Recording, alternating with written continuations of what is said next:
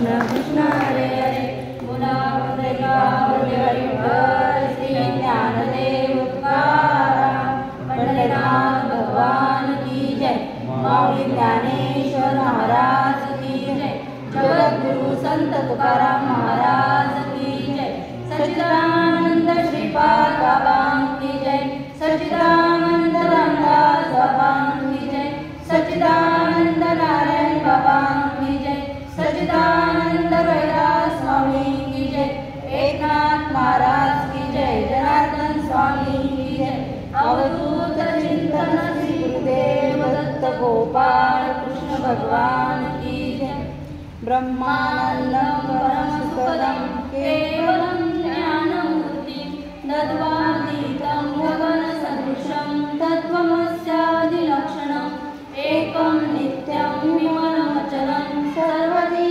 साक्षिभूतं भावातीतं त्रिगुणरहितं सद्गुरुं नमामि गुरुर्ब्रह्मा गुरुर्विष्णु गुरुर्देवो महेश्वरा गुरुर्साक्षात् परब्रह्म तस्मै श्री गुरवे नमः राजास्थळी मनाय माझे त्या स्थळी निजरूप तुझे मी ठेवितो मस्तक ज्या ठिकाणी ते सद्गुरु तुमचे पावले धरुनी पुंडलिकावरदेव हरी विठ्ठल श्री ज्ञानदेव तुकाराम सद्गुरुनाथ महाराज की जय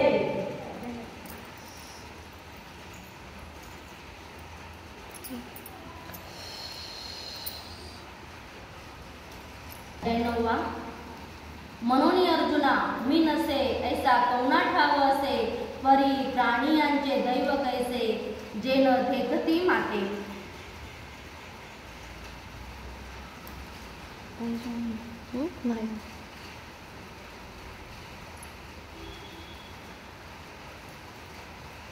म्हणून अर्जुना मी नाही असे कोणते जरी ठिकाण आहे का परंतु प्राण्यांचे दैव काय चमत्कारिक आहे ते मला पाहत नाही।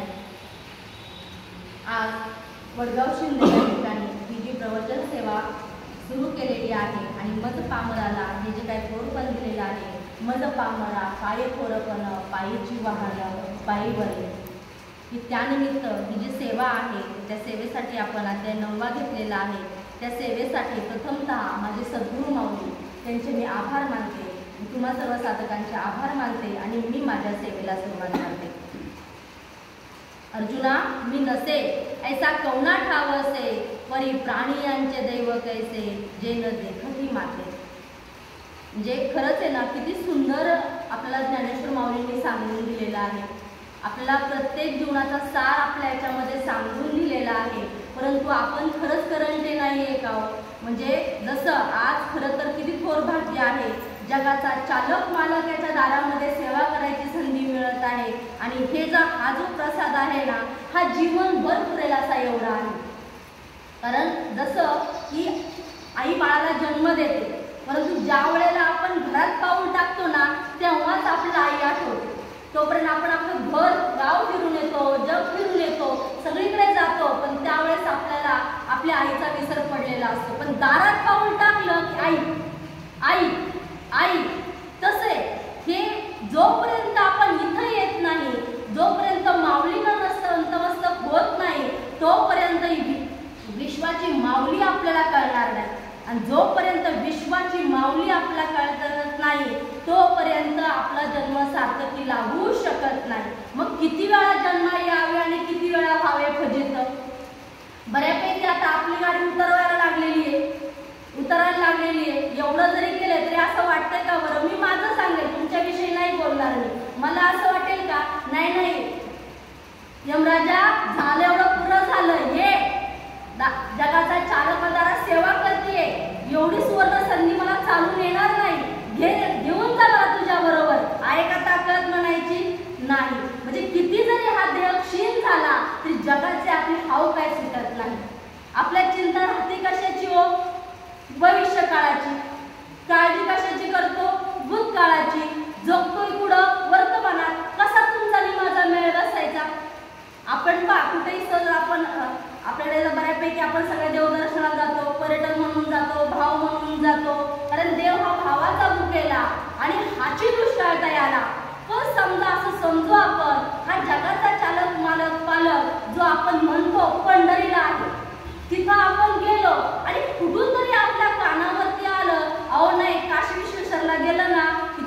कल्याण होते. तुम्हाला पुढं मागं बघायची काहीच गरज लागत नाही. आपण मनाने त्या क्षणी पुढं पोहोचतो लगेच काशी विश्वेश्वराला. आहे कुठं? पंढरपूरच्या दारामध्ये पोहोचलो पुढं. मग तिथून पुढं जीव ध्यास घेतो काय, माझं चांगलं व्हायला पाहिजे, काशीला गेलो पाहिजे, त्याचं झालं माझं व्हायला पाहिजे. हा जो ध्यास आपल्याला लागतो का, आपलं जे चांगलं व्हावं, पण आपलं हित कशात आहे, आपली अहिता असे जो जागता धन्य माता पिता तयाचिया. जर आपलं हित जर आपल्याला कळत असेल ना, तर मग आपण गाव हिंडाला नोरानी तुसा संतांशी जाऊनी थोर संतांचा महिमा आला भोवतांच्या कामा. मग एकनाथ महाराजांचा दृष्टांत आहे. जरी आपण साधक आहोत, आपण गुरुला शरण गेलेलो आहोत, काही जण गेले नाही, पण तरी समजा आपण त्याची लेकरं आहोत. आणि तसंच एकनाथ महाराज साधक. आता घरात आई बाप आहे, गुरु आहे, एकनाथ महाराज आहेत, पण त्यांचा शिष्य माधुकरी मागायला गेल्यानंतर त्याला असं समजलं की हे जे बुवा आहेत ना, ह्यांना भविष्य चांगलं कळतं. आणि प्रत्येकाला वाटतं की हात दाखवतो, सांगा ना दादा माझं काय, तुझं काय होईल, माझ्या मुलाबाळांचं काय होईल, माझं काय कल्याण होईल. आपला हात दाखवायची फार सवय असते की माझं काय होईल, माझं पुढं काय होईल, आता काय चाललंय ह्याची काळजी नाहीच. आपला चिंता उद्याची. तसं त्याच्याही मनात क्षणभर येऊन गेलं की आपण विचारून तर घ्यावं का. आणि ते आल्याला त्यांनी सांगितलं, अरे तुझं मरण तर आज रात्रीच आहे. त्यांनी घेतलेली माधुरी जर घ्यायची लक्षात नाही, आता आजच मरण म्हणलं त्यांनी कसं काय घ्यावं. त्यांनी तिथून जी पळ काढला, डायरेक्ट एकनाथ महाराज बोलता येईना, बसता येईना, काहीच करायला येईना. एकनाथ महाराजांनी बघितलं काय करायचं नोळे महाराज, गुरुच्या याच्यातून काही लपून राहत नाही. त्यांनी बघितलं हा जीव अस्वस्थ का झालाय, कशाची भीती वाटतेय, पण आज ह्याच्या तोंडातून मधून घ्यायचं. काय झालं रे, नाही काही नाही झालं. का घाबरला. मग त्याने घडलेला सगळा वृत्तांत सांगितला. मी अशी माधुरी मागायला गेलो, तिथं गेल्याच्या नंतर मला सांगितलं माझा हा आजचा शेवटचा दिवस आहे, इथली योलकीची यात्रा माझी आज संपणार आहे आणि मला आता इथून पुढे तुमची सेवा करता येणार नाही आणि माझं जीवन तर संपणार आहे. ठीक आहे म्हटलं, तुला सांगितलंय ना असं, हरकत नाही, फक्त तू एक करायचं, या जी घोंगडी मी टाकलेली आहे त्या घोंगडीवरती रात्रभर माझ्या पायाशी बसून राहायचं. कुणी येऊ दे, आई येऊ दे, बहीण येऊ दे, ह्या जगात तुला जे जे प्रिय आहे ते कोणी येऊ दे, तरी तू ही घोंगडी सोडायची नाही. इथून तू ही घोंगडी सोडून तू मात्र कुठं जायचं नाही.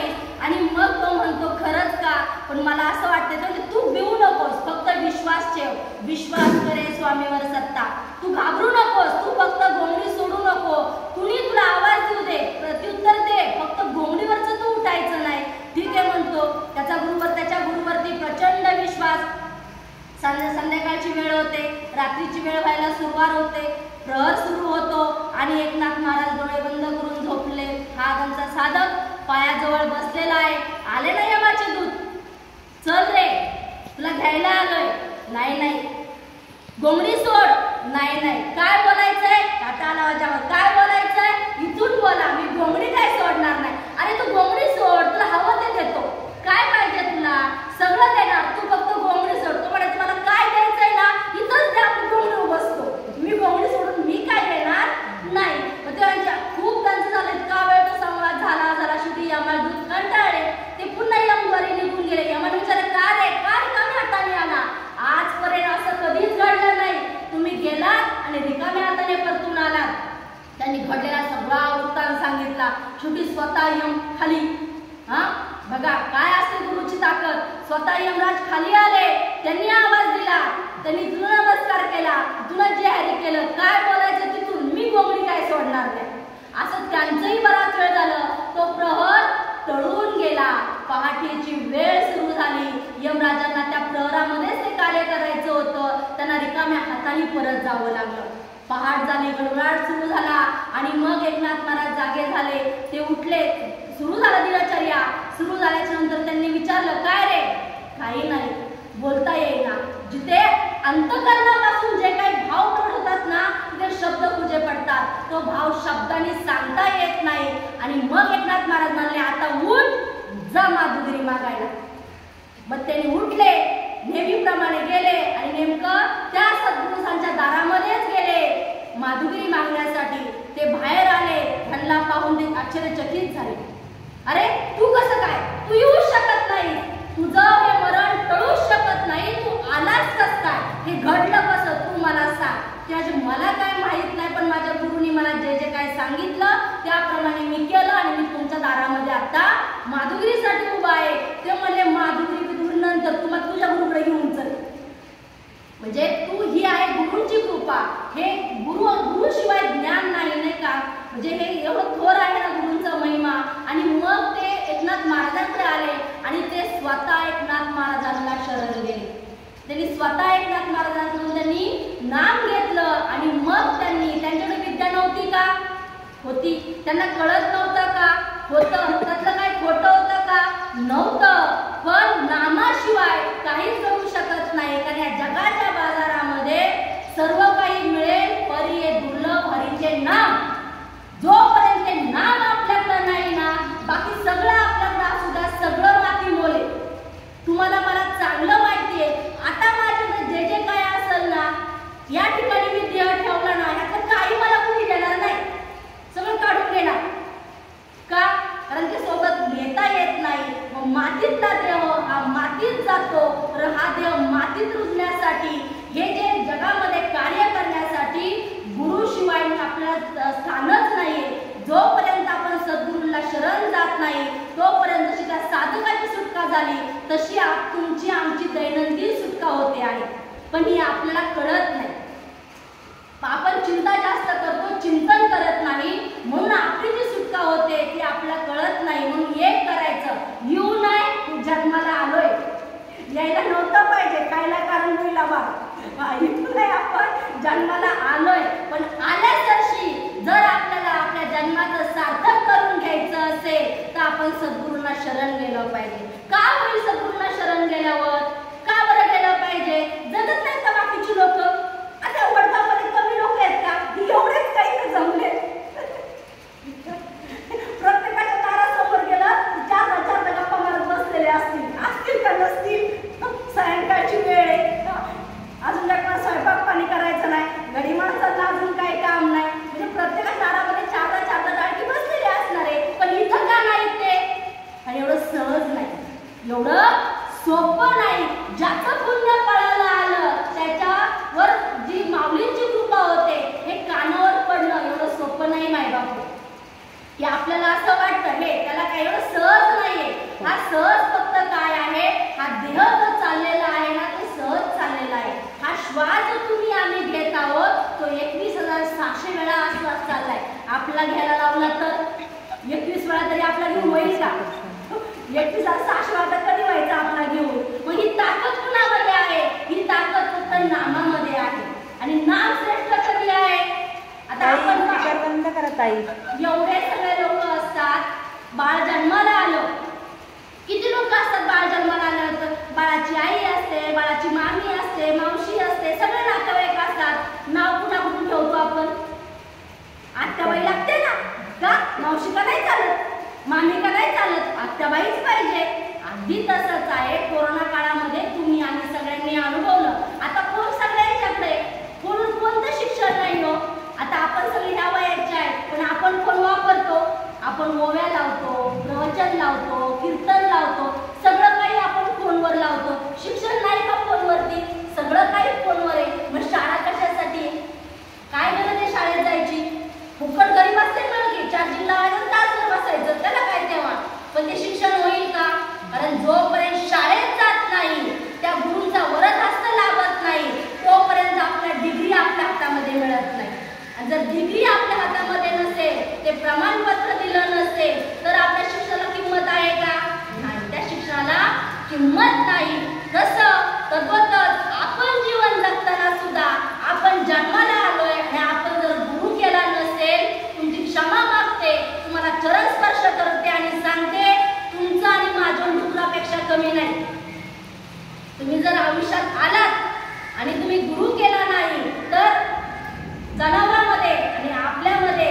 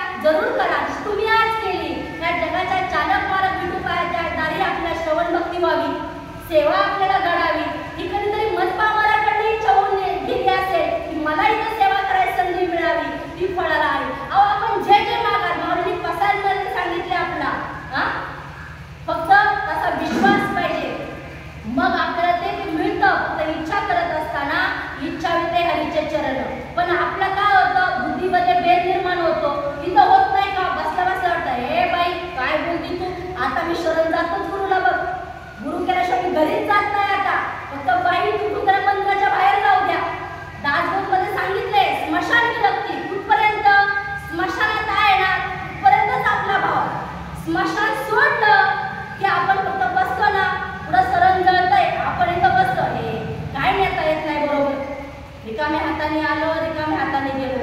का आई नाही, कोणाला सोयर नाही, सुचत नाही. पहिले तर लोक 13 दिवस रडायची, आता 2 तास रडत नाही. घरी आलं कडू घास पाळणं खायला मागतात. हा ही कुठं सरम जळतंय तोपर्यंत. आणि इथं तिथून उठलो, पाठ फिरली, आपला प्रपंच सुरू झाला. त्याला स्मशान विरक्ती सांगितली दासबोधमध्ये. आणि ही जी स्मशान विरक्ती आहे ना, ही आपल्याला टिकून ठेवायची असेल. कारण मी जर सोबत काही आणलंच नाही, मला जर सोबत काही नेताच येत नाही, हा जो काही संसार आहे जन्मापासून मृत्यूपर्यंतचा, जन्म आणि मरणाच्या मधला जो काही खेळ मांडलेला आहे, हा फक्त मला इथंच खेळायचा आहे. माझी सद्गुरू माऊली सांगते, आपण मामाच्या गावाला आलोय, पण आपलं कसं आहे, आता गुंतामंत्री झालोय, मामाच्या जमिनीला भाव आलाय, हिस्साच पाहिजे आपल्याला. हिस्सा घेतल्याशिवाय सुटका नाही आपली. हा जो आपल्या मनामध्ये भाव तयार झाला, हे षडविकार आपल्या मनामध्ये तयार झाले. आणि त्यामुळे काय झालं, आपण भगवंतापासून, नामापासून, सद्गुरूंपासून, शास्त्रांपासून आपण लांब जायला लागलो. का करायचं हे सगळं? ज्यांनी गुरु नाही केलं त्याचं काय जगत नाहीत का? त्यांच्या आपल्या जगण्यामध्ये काय फरक आहे? काय होतं गुरु नाही केलं तर? मग तुमच्या माझ्यासाठी सांगते की आता आपल्या गावामध्ये पण उदाहरणं बरेच असतील. माझी हरंदळवेसला 15 वर्ष सेवा झाली, इथंच होते मी. पण ज्याला आई वडील आहेत आणि एका मुलाला आई वडील नाही, दोघांचं जीवन सारखं असेल का? ज्याला कसं कळणार, फाटकी कळणार त्याची आई आहे त्याला, भले त्या 2 टायमा त्याला नीट करून घालता येत नसेल, नाही तिला तर पोटभर अन्न देता येत नसेल, अंग झाकायला पूर्ण कपडे त्या मात्र देता येत नसेल, पण ती त्याच्यासाठी खंबीरपणे उभी आहे. ती आहे तोपर्यंत या जगातल्या कुठल्याच माणसाला ताकद नाही त्या पोराला बोलायची. आणि जर त्याच पोराला आई नसेल, कुणी यावं त्याला दूर करून जावं, कुणी यावं त्याला बोलून जावं, मग तिच्या गाठी ते शिकतं. हा मला बोललो ना, मी पण त्याला असं बोलायचं, तो तसा म्हणला ना, मी पण त्याला असं बोलायचं. आणि तो या जगाच्या वर शिकतो. अरे इथं शिव्या दिल्याशिवाय काय मिळत नाही, तो शिवी द्यायला शिकतो. इथं मारहाण केल्याशिवाय काय मिळत नाही, तो मारहाण करायला शिकतो. म्हणजे कसं का होईना, आईच्या छत्रछायेखाली वाढलेलं मूल आणि आई विना वाढलेलं मूल ह्याच्यामध्ये जेवढं अंतर आहे, तेवढंच अंतर गुरुशिवाय वाढलेला देह आणि गुरु सोबत वाढलेला देह याच्यामध्ये तेवढंच अंतर आहे माय बाबू. म्हणून जन्माला आलो ना की आपण गुरु करायचा. म्हणजे आजच तुम्हाला सांगते, जिजींचा मला फोन आला, मॅडम अशी सेवा करायची, तुम्ही याल का? मी हो म्हटलं. मी जिजींचा फोन ठेवला आणि सद्गुरू माऊलीचा, माझ्या ताईंचा मला फोन आला, ती सेवा करायला जाशील ना तू, अशाशी कर, असं म्हण, असं बोल. किती जण आहेत त्या ग्रुपवर? सगळे आहात तुम्ही, बरेच जण ग्रुपवर आहे. का नाही त्यांना वाटलं आईचा जीव का तुटला? कारण आईचा जीव जेवढा तुटतो ना, तेवढ्या जगाच्या बाहेर कुणाचा जीव आपल्याशिवाय तुटत नाही. आपल्याविषयी सोय सुद्धा कुणाला वाटत नाही, ते वाटतं फक्त आपल्या आईला. म्हणून आपण सांगतो, स्वामी दिली जगाचा, आई विना भिकारी. मग ज्याला आई कळली त्याला विश्व कळलं, ज्याला आई नाही कळली त्याला विश्व कळलं नाही.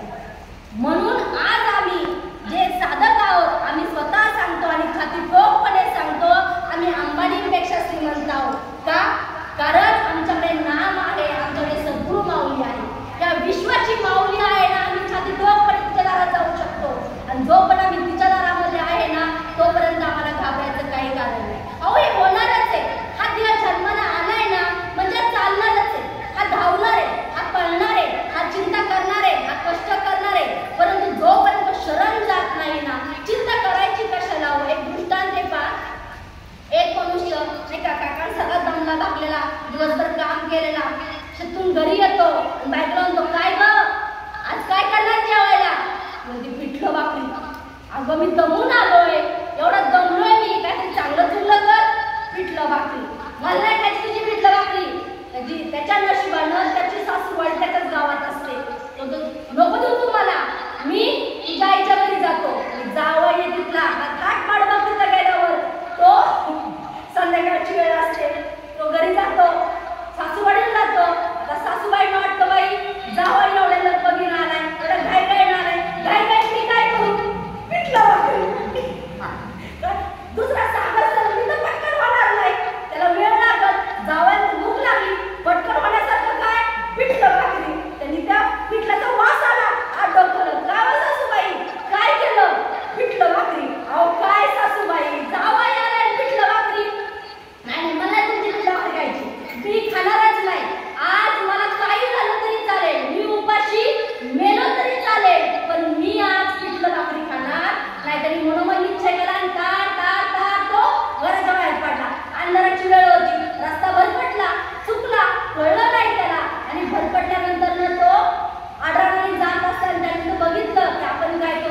झाडावरच थांबू. म्हणजे कुणाच्या घरात जायलाच नको आणि कुणी आपल्या पिठलं भाकरी द्यायलाच नको. कोण म्हणतं आज नश्वर पिठलंच भाकरी आहे म्हणून? नाही, आज मी खाणारच नाही. तुमचं म्हणणं मी आज खाऊन पाडणार. आता कटा येतो, आपणही तेच करतो ना. म्हणून तो झाडावर बसला. तो झाडावर बसला. थोडीशी रात्रीचा प्रवास सुरू झाला. तिथं आले चोरटे. गावातील लुटमार करून आले बरेच चोरटे. तसं लुटमार केली, पळापळ केली, धावपळ केली, त्यांना लागली भूक. आणि रात्रीच्या वेळेला 8 वाजता त्यांनी काय करून खावं? ते म्हणले आपण करू पिठलं भाकरी. मग त्यांनी मस्त चूल मांडली, सगळं सागर संगीत केलं. त्यांनी आपलं पिठलं भाकरीचा बेत. त्यांनी पिठलं केलं, भाकरी केलं. सगळं केल्याच्या नंतर ते नाही का ते केल्याच्या नंतर अजून माणसं आली तिथं. आवाज थोडा ऐकून आणि त्या आवाजाच्या ऐकून चोर आधीच घाबरट. सकाळीच त्यांचं होतात ताडसाचे पण अजून घाबरलेले असतात. तो आवाज ऐकल्याच्या नंतर त्यांनी पळ काढला. ते गेले निघून. चोर झाले पसार. पिठलं भाकरी जाग्यावरच. वारी चालली होती. त्या लोकांचा तो आवाज दिंडी होती. दिंडीतील लोकांना भूक लागली होती. ते म्हणले आता काय रे बघ, ती देवानं आपल्या मनात ओळखलं. आपलं भूक लागली, पिठलं भाकरी आपल्यासाठी तयार आहे. अरे पण कुणी केली, कशी केली, ह्यात काही टाकलं असेल तर आपल्या जर काय केलं तर काय करायचं? इकडं तिकडं इकडं आणि बघितलं वर बसला होता हा. ह्यानेच पिठलं भाकरी केली. वडा त्याला खाली, त्याला खाली ओढलं, बसलं. तू आधी खा, मग आम्ही खातो. मी नाही काय केलं, मी नाही काय केलं, तू खा. मला नको ना पिठलं भाकरी, मला नाही खायची पिठलं भाकरी. नाही, तू आधी खा, मग तू मला खायची खा ना. मी बघितलंय त्यांनी केलं, त्यांनी काय नाही टाकलं, चांगलं केलंय, खाण्यासाठीच केलंय. तुमचा आवाज ऐकून ते पळून गेले. खा ना तुम्ही, तू आधी खा. त्या वारकऱ्यांनी त्याला आधी पिठलं भाकरी खायला घातलं आणि मग स्वतः खाल्लं. याचं पूर्ण काय आहे, त्याचा दृष्टांत सिद्धांत काय? जगाच्या पाठीवर कुठेही जा, आपल्या आयुष्यात जे घडायचे ते घडणारच. ते चुकणार नाही. ते देवाधिकांना चुकलं नाही. आपलं चुकेल का? आपल्यासारख्या पावन करणाऱ्या माणसाला चुकल का? म्हणजे दशरथाला साक्षात भगवंताचा बाप आहे, त्याला कर्म चुकली नाही. तुम्हा आम्हाला चुकली का? वासुदेव देवकी साक्षात भगवंताचे, जगाचा चालक मालक पालकच्या आई वडील आहेत, त्यांना कर्म चुकली का? नाही. मग आपण कशाची अपेक्षा करतो आणि कुणाच्यावर आपण एवढ्या उड्या मारतो? असा विचार केला तर मग एक जगात जे होणार आहे ना, त्याने किती उड्या मारल्या, नाही खायचं नाही खायचं, लागलं का नाही खायला? अगदी आपलं स्वतःच आहे. आपण किती नाही म्हटलं ना, आपल्या आयुष्यात आपण जे काही कर्माने पेरून ठेवलंय ना ते उगवणारच. म्हणून ज्ञानेश्वर माऊली सांगतात, जैसे कर्म केले तैसे फळासी आले, उपजले मेले ऐसे किती. पण जोपर्यंत आपल्याला कळत नाही की मी कर्म करताना सावध झालं पाहिजे, जोपर्यंत मी कर्म करताना सावध होत नाही, आपण कर्म करताना बेसावध राहतो. जवळची प्रेमाची माणसं आली ना, चांगलं चुंगलं करून खायला घालू. आवडत नाही ती आली ना, पिठलं भाकरी खायला घालू. हे कर्मच आहे. पण ह्याच्यापेक्षाही खूप मोठं कर्म घडतंय मायबाप हो, आपल्या अंतकरणातून, आपल्या मनातून. एक वेळ याच्या 4 वाणी आहेत. आज आपली चतुर्थीला सेवा आहे. 4 वाणी आहेत, परा, पचंती, मध्यमा, वैखरी. ह्या 4 वाणी आहेत. ह्या वाणीने जेवढं पाप होत नाही तेवढं अंतकरणामध्ये आता त्याला सहज वाटतं. चांगलं घरी असतो, चहा पिलो असतो, आयता चहा आला असता, 2 बिस्किटं खात आली असती, काय या बाईचं ऐकत बसावं लागलंय. हे ज्या मनाने जे काही विचार होतात ना, मनाने आपण जिथपर्यंत जाऊन पोहोचतो ना, ते सर्वात मोठं मायबाप पाप आहे. आणि ते आम्ही उठता बसता गळीता काढिता सतत करत असतो. तोंडाने आपण बोलत नाही. सासूबाईचं नाही पटलं, आहे हिंमत, पण सासूबाईला हात आशीर्वाद मोकळे. सुनेचं नाही पटलं, बोलतो नाही, आतमध्ये आशीर्वाद मोकळे. त्यापेक्षा पुन्हा तुमचे कर्म तुम्हाला लपला, त्याचा भार आपण लावा. पण आपल्याला नाही ना, दोघीला कोण नाही आपण.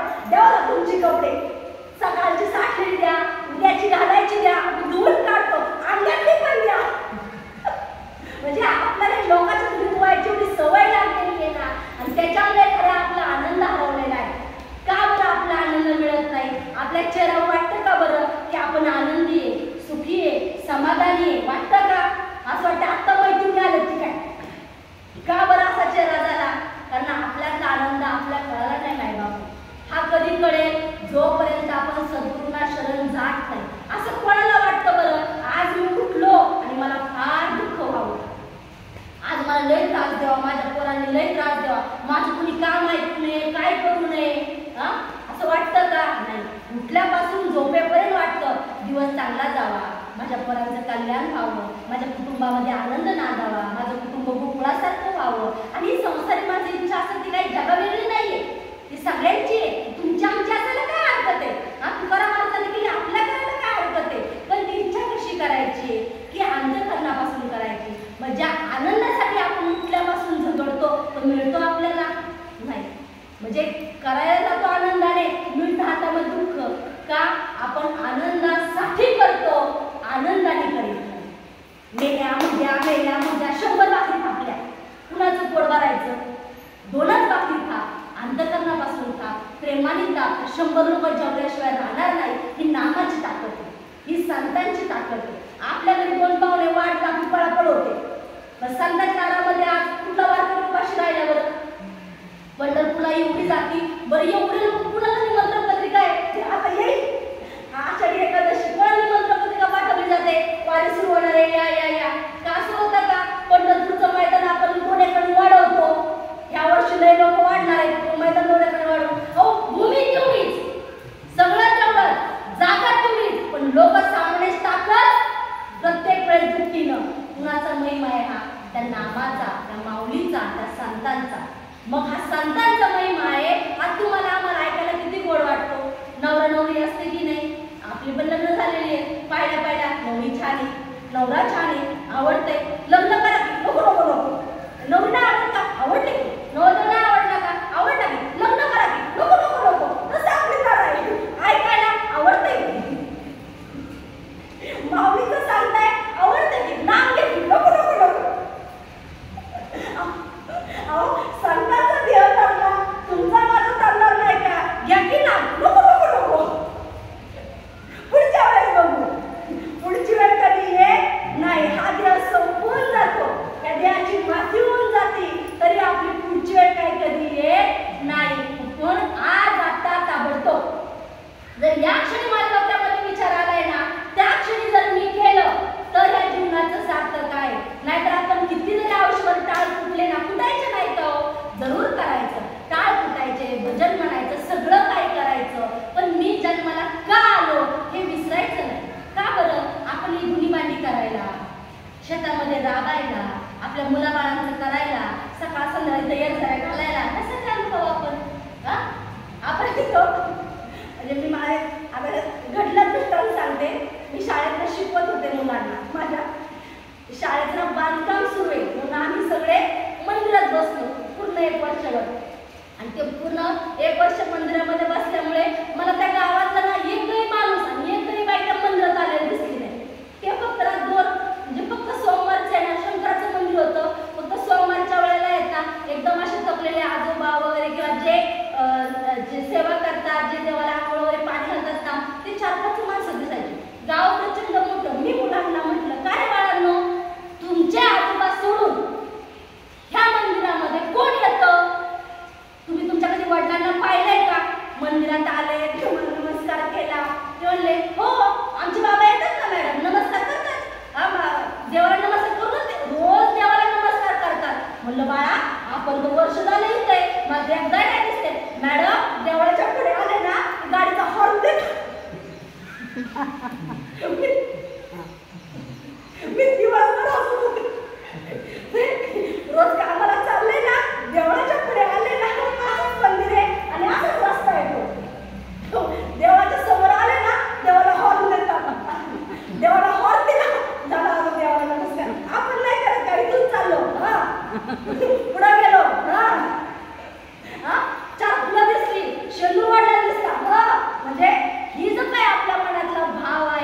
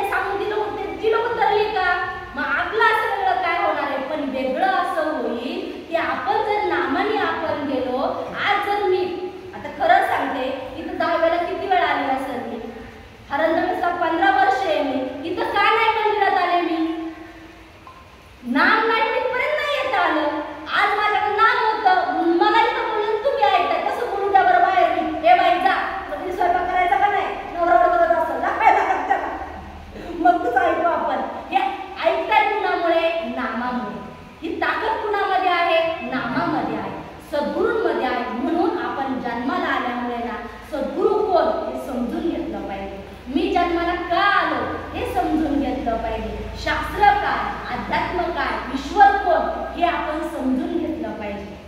आता जसं आपण म्हटलं इथं आलं आपण बरोबर नतमस्तक होतोच की नाही. पायरीचा बंद कडे आणि बाहेर गाडी लावली तिथं पण एकदा गुरु बाई त्याला पण आपण नतमस्तक झालो तिथं पण तो बंद कडच आहे ना. पण जोपर्यंत त्याच्यामध्ये भाव उतरला नाही, त्याला आकार दिला गेला नाही, तोपर्यंत आपल्या मनातून श्रद्धा निर्माण झाली नाही. मग आपल्या मनामध्ये श्रद्धा निर्माण होण्यासाठी, विश्वास निर्माण होण्यासाठी हे नामाशिवाय कोणीच करू शकत नाही. नाही निर्मळ जीवन काय करील साबण. 10 दिवस नाही आंघोळ केली कसं होईल, आपल्याला येड लागल्यासारखं होईल की नाही. कुणी आपल्या जवळ बी घेणार नाही आपल्याला. का बाई? मग आपण वर्षानुवर्ष आपलं अंतःकरण बिना आंघोळीचं आहे तरी लोक आपल्या शेजारी बसतात. का बसतात? विषय गोड लागतो, विषय आवडतो. सांगा बरं आज गेल्या गेल्या कुणी तुमच्या जवळ येऊ द्या, ज्ञानेश्वरचे कोणी सांगा एका उद्या बोलू आपण, उद्या बसू आपण. का नाही? कारण हे ऐकायला कुणाला गोड वाटत नाही. विषय काय 2 तास चालतील ते ऐकायला आपल्याला गोड वाटतात, परंतु आपल्याला नामस्मरण करायला आवडत नाही. मन तिथं राहत नाही. जसं माशी आहे ती जिलेबीवर बसेल, अन्नावर बसेल, कशावरही बसेल, घाणीवर सुद्धा बसते, पण तीच माशी जी आहे ना माय बापो अग्नीवर बसायला नाही म्हणते. का? कारण अग्नीला माहिती आहे, माशीला माहिती आहे मी जर अग्नीच्या जवळ गेले तर मी उरणार नाही, मी अनंतामध्ये विलीन होऊन जाईल. तसं आपलं मन फार चलाक आहे. मनाला माहिती आहे मी जर गुरूला शरण गेलो, मी जर नामाला शरण गेलो, मी जर शास्त्राला शरण गेलो तर मन उरणार नाही. कुटाळ्या करायच्या कुणी? मग संत सांगतात न बोलो फार, न वैसजनामध्ये मोडतील भक्तीच्या वाटा आणि कोपतील संतजन. पण आपला दमच निघत नाही. 4 दिवसाची नको दिसू द्या, तकबक तकबक का गं बाई पुढे गेली ग, का नाही आली, मला नाही सांगून गेली, काय झालं. जोपर्यंत तिचं ऐकत नाही तोपर्यंत मन शांत होत नाही. कारण मनाला आपण तशी सवय लागलेली आहे आणि मनाला जर ट्रेनिंग द्यायचं असेल तर सद्गुरूशिवाय मनाला ट्रेनिंग देता येत नाही. तुम्ही किती म्हणाल आम्ही ना पारायण वाचतो, आम्ही सेवा करतो, आम्ही मंदिरामध्ये जातो. पारायण वाचताना जसं मंदिरामध्ये तरी दिह देवळात आणि चित्त खेटरत असतं. कुणी नील काय, कुणी काय करेल काय. चप्पल किती रुपयाची असते ती? 200, 300, 500. पण समजा आपण असं समजूया आपण सगळेजण आळंदीला गेलो, माऊलींच्या दर्शनाला गेलो आणि दर्शनाला जात असताना पाहिलं बापरे तुफान गर्दी. आता काय करायचं? मग चप्पल तर काढायची. कशी काढायची? इकडे काढायची, तिकडे काढायची. का? चोरली नाही पाहिजे. मी वडगाव शिंदेवरून एवढा माऊलीच्या दर्शनासाठी आळंदीला आलोय, चित्त आहे का तिथं? नाही. चित्त कुठं आहे? चपली. पुढं गेलं, कोणाला कळलं असेल तर नवीन होती माझी, 2 महिने बी नाही झालं घेऊन. आणि एवढं सगळं करून हटोप करून कसं कळायना त्या माऊली समोर जातो. माऊलींना जाऊ नाही गेलोय की नाही, पाहुणे डोळ्यावरून त्या माऊलींना कशी विसावलेत माऊली, किती सुंदर आहे ते रूप, ते बघावं ना. नाही फक्त डोळ्यावर हात जोडले, चला पुढे. का बरं मग? अहो एवढ्या लांबचा प्रवास केला, तिथपर्यंत गेलो, गाडी घोडं केली, रांगेत धक्काबुक्की केली, भांडणं केली, एवढं सगळं करून करून करून माऊलींच्या पुढे पोहोचलो. दर्शन घ्यावं की नाही? नाही, डोळे बंद केले. का बरं? ज्याला पाहण्यासाठी आलो त्यालाच पाहत नाही. मग तो कुठं विसवलाय हो? पुढं पाहायचाय तुमच्या आणि माझ्या अंतःकरणामध्ये. तो तुमच्या आणि माझ्या अंतःकरणामध्ये बसलेला आहे. म्हणून सद्गुरू सांगतात आपणासारखे करीती तात्काळ नाही काळ वेळ तया लागी. सद्गुरूंना शरण गेलं की ते त्यांना आपल्याला त्यांच्यासारखे करतात. मग आपल्याला भगवंताच्या मूर्तीमध्ये निघून बसवतात. मग संगत करे साधू की तो हो जाय तो बात, संगत करे घरे की तो मिल जाय तो लाख. पण आपल्याला लाटा खाल्ल्याशिवाय जमतच नाही, दिवसच जात नाही आपला. लाटा खाल्ल्या की आता 8 दिवस आपला पूर्ण झाला. मग आपल्याला आपल्या जीवनाचं हित करून घ्यायचं असेल म्हणून तो इतर ठिकाणी न शोधता आधी आपल्यातला कळला पाहिजे. आपल्याकडे पिंडी ते ब्रह्मांडी, आपल्या नाकातला आकाश प्रकाश आणि वायू आणि ब्रह्मांडामध्ये असणारा आकाश प्रकाश आणि वायू हा वेगळा नाही, हे सांगण्यासाठी दृष्टांत काढत माझी सद्गुरू माऊली. गाईचा गोठा तुम्हाला सगळ्यांना माहिती, तिथं गाई आहे, शेळी आहे, म्हैस आहे, बरं हे सगळे तर आहेतच आहे. साप आहे, विंचू आहे, कोंबडे आहे. माझा साप म्हणतो का? नाही नाही, गायने सोडलेला श्वास मी घेणार नाही बरं का, मला माझा सेपरेटच पाहिजे. शेळी म्हणते का? गाय म्हणते का? मी तर किती पवित्र आहे, मी दूध देते, सापाने सोडलेला श्वास मी अजिबात घेणार नाही. मुळात कोणी सोडला आणि कोणी कोणता श्वास घेतला हेच कळत नाही, कारण जगाच्या बाजारामध्ये सर्व काही आहे, सब घोडे 12% के. आपण वेगळेपणानं बघतो, आपण वेगळेपणानं जाणतो. ह्याच्याही पुढे जाऊन माझी सद्गुरू माऊली म्हणते आपलं घर, आपण म्हणतो माझं घर, माझं घर, माझं घर. आता तर उंदीर बी म्हणतो माझं घर, आपल्याला म्हटलं विंचू बी म्हणतो माझं घर. हे समा आपलं घर राहिलं कुठं? बरं, जे घर उभं करायला अख्खा देह झिजून गेला, जे उभं करता करता सावरता सावरता अख्खा देह संपला, आणि ज्या दिवशी आपला देह पडतो 10 वेळा 13 वेळाच आपल्या घराची पाठी बदलते, 7 वेळाच आपलं नाव कमी केलं जातं. का बरं? तुमचं आहे ना, ठेवायला पाहिजे ना, नको नको अडचणी येते. मग कशासाठी जगवलं आपण?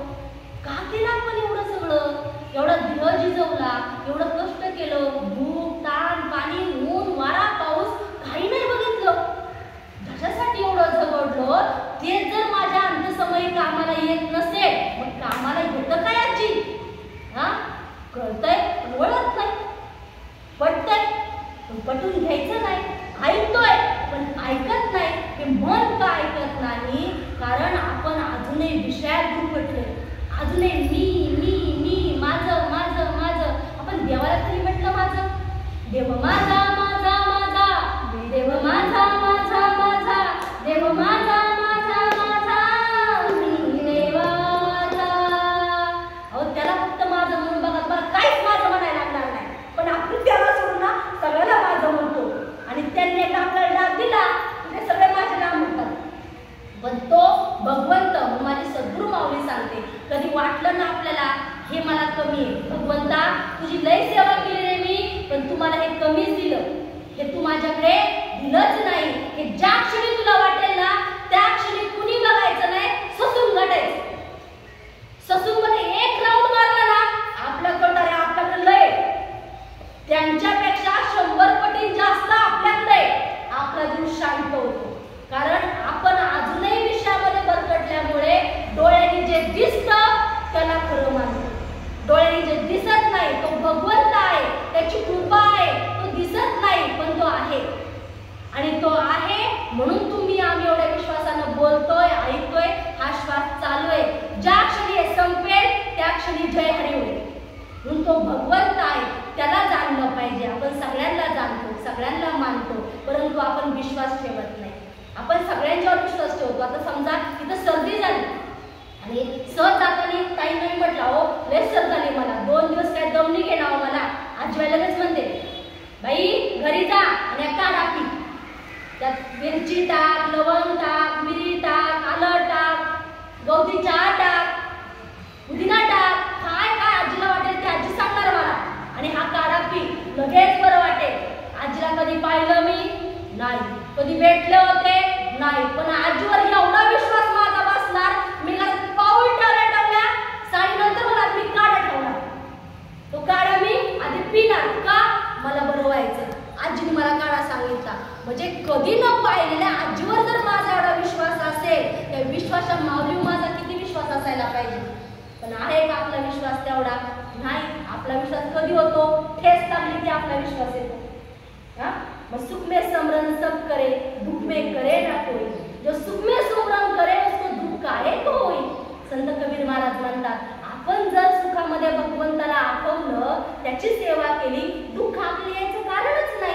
आणि मुळात आपण आता आपल्याला वाटतं माझा हा उभा देह मी सेवेसाठी झिजवला, पण हा उभा देह मिळण्यासाठी, मानव देहाला जन्माला येण्यासाठी मी मागच्या ह्याच्यामध्ये कुठलं प्रारब्ध कर्म घेऊन आलोय, मी कोणती कोणती कर्म केलेली आहेत ही मला माहिती आहेत का, आणि ती कर्म आहेत म्हणून मला दुःख भोगावं लागतंय. कारण भगवंत सांगतो, माऊली सांगतात, हे मजिस्तव झाले परी म्या नाही केले, ऐसे जेने जाणी तले तो सुटला गा.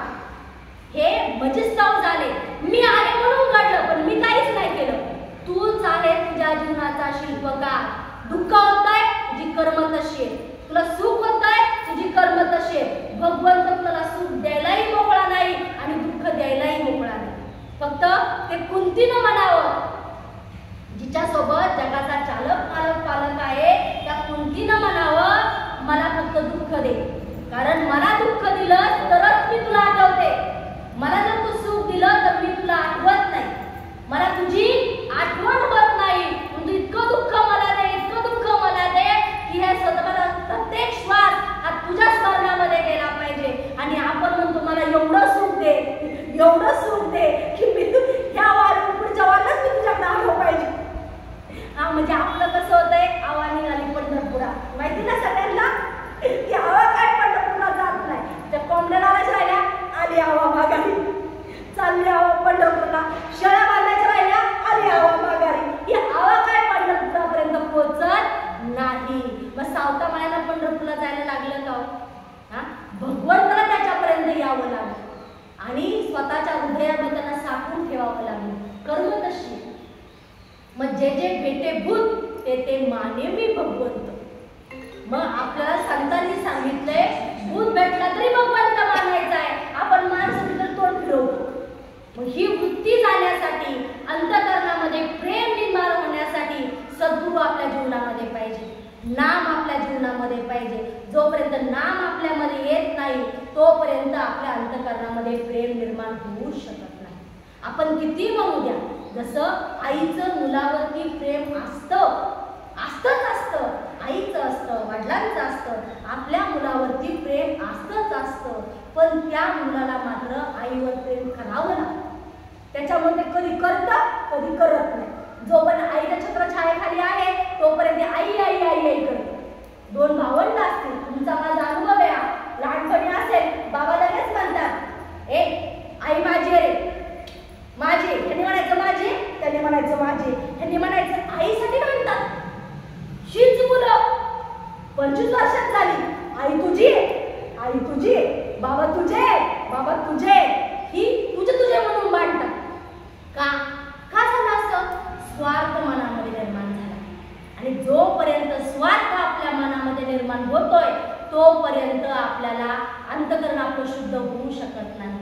मनामध्ये प्रेम भाव निर्माण होऊ शकत नाही. आपल्या इंद्रियांना वळण लागू शकत नाही.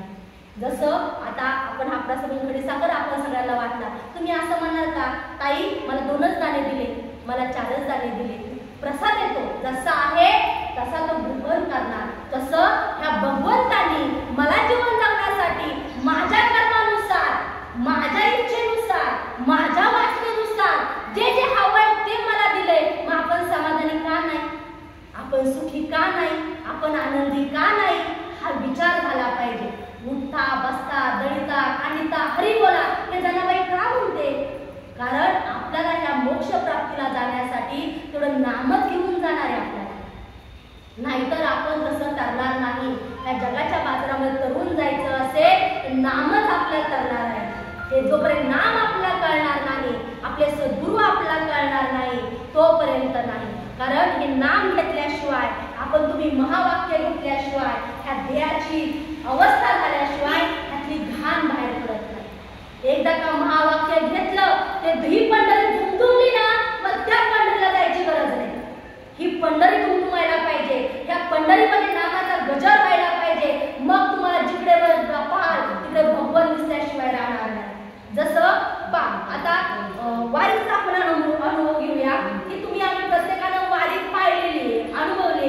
एक क्षण का होईना, एक दिवसाची का होईना, एका तासाची का होईना, त्या वारीमध्ये हौशे नवसे गौशे सगळे असतात. पण आपण म्हणतो का हा हौसे त्याला माऊली नाही म्हणायचं, हा नवसाठी आलाय त्याला माऊली नाही म्हणायचं. आपण सगळ्याला माऊली म्हणतो. माऊली माऊली माऊली माऊली माऊली माऊली का? कारण जिकडे बघा तिकडे आपला माऊलीमय हे जग झालेलं दिसतं. किती दिवस? 15 दिवस संपले. वारी हा देव परत घरी आला, झालं या तोंडाचा पट्टा सुरू. का नाही भाव राहिला? मग त्याच्यामुळे काय होतं, आपली ही अवस्था बघून आता मी जर असं करायला लागले म्हणजे बाई